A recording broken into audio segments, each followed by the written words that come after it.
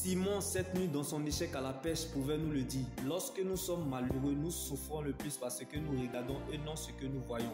Comme les gens regardaient Simon pêcheur de poissons, mais Dieu voyait Pierre pêcheur d'hommes. Ce que Dieu n'a pas dit, il a caché, afin d'éclater sa gloire. Comme pendant que les gens pensaient et regardaient David comme un insignifiant, Dieu voyait le futur roi de tout Israël. Pendant que les gens pensaient et regardaient Joseph comme un jeune esclave, Dieu voyait le futur gouverneur de tout l'Égypte. Pendant que les gens pensaient et regardaient Élie comme un sans-papier au clochard SDF, Dieu voyait un prophète des nations. Donc ce n'est pas la condition de vie qui détermine ce que tu es, mais la parole de Dieu. Car ce n'est pas la joie du moment qui compte pour Dieu, mais plutôt la finalité de son plan qu'il a déjà établi pour votre vie. Donc la fête changera de camp. Ce n'est pas la condition de vie qui détermine ce que vous devenez, mais votre attitude de cœur.